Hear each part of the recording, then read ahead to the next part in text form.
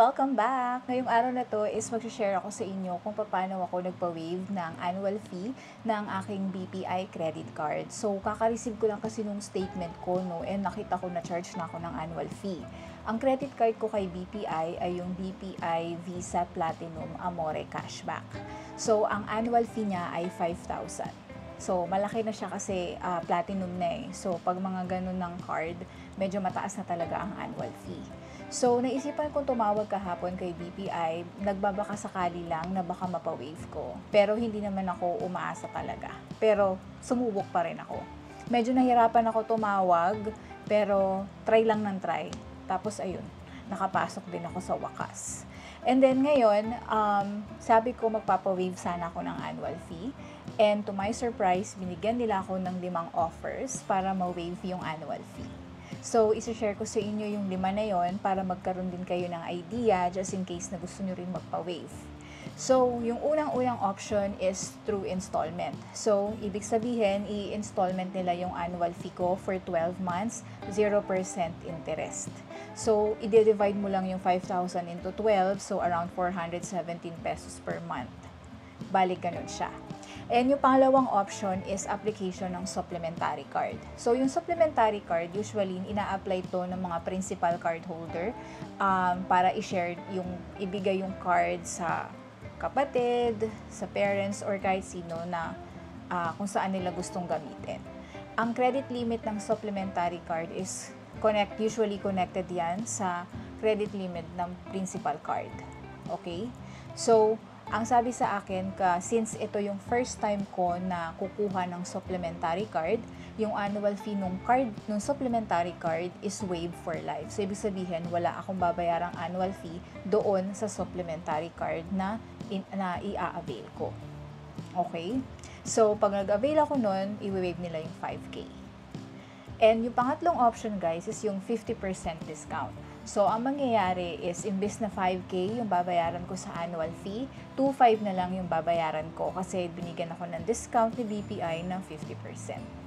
First time ko nakarinig ng ganito, guys, and sobrang na-amaze ako. So, yung pang-apat, guys, na offer is yung spending condition. So, kailangan ko lang mag-spend ng worth 110,000 for 3 months and then i-waive na nila yung annual fee. So, naisip ko, siya sa akin kasi hindi ko kaya mag-spend ng ganun kalaki for 3 months lang. Pero guys, accumulated receipts naman siya, hindi naman siya isang resibo lang. So, kung nakaipon ako ng resibo na worth 110K sa loob ng 3 months, okay yun.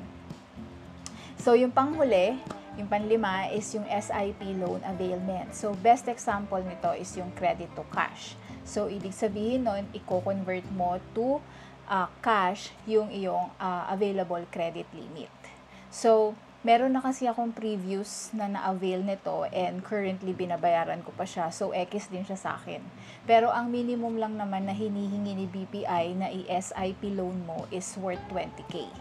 So, kung ayan ang pipiliin mo, subject to interest yan kasi syempre may interest naman talaga ang credit to cash. Pero yung mismo na nag-avail ka, ayun na yung magiging reason para i-waive nila yung annual fee. So, yung 5 option na yun, sa tingin nyo, ano yung pinili ko? Okay, so medyo nagkamali ako ng decision dito, pero okay na lang din. Ang pinili ko is yung pangatlo, which is yung 50% discount. Kaya ko naman bayaran yung 2,500. Malaking bagay na nabawas yung kalahati, 'di ba? So 2,500 yung nagbayad ako ng 2,500. And ang maganda kasi 3 banking days lang yung processing niya. And medyo matagal pa naman, next week pa naman yung aking due date. So aabot pa siya dahil kahapon Friday naman ako tumawag at na-process na siya. So, sabi sa akin, pwede daw na 2,500 na yung bayaran ko. Kasi magre-reflect na lang siya doon sa aking account. So, natuwa ako doon. Okay, so, although I should have chosen yung supplementary card application, kasi wala na akong babayaran. Pero okay lang kasi wala pa naman akong paggagamitan ng supplementary card and ayoko din i-installment dahil may installment na nga ako na binabayaran. So, yun na lang yung pinili ko. So, kayo guys, kung kayo papipiliin, alin doon sa mga offers na yon ang gusto nyo?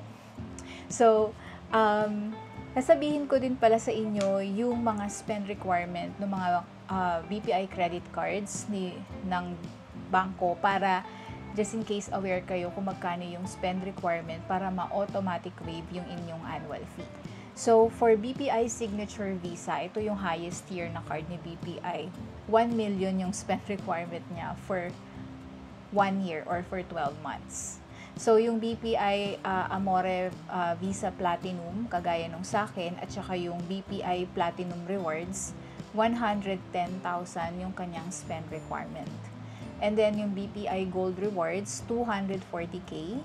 And then, yung BPI Rewards Card, ito ay, and kasama na rin dito yung ibang cards, like yung BPI Amore, and yung mga BPI Petron, ganon, Edge, 180,000 naman yung spend requirements. So, in case na ma-meet nyo yung spend requirement, depending kung anong card meron ka, automatic i-waive ni BPI yung annual fee, hindi mo na kailangan tumawag sa kanila.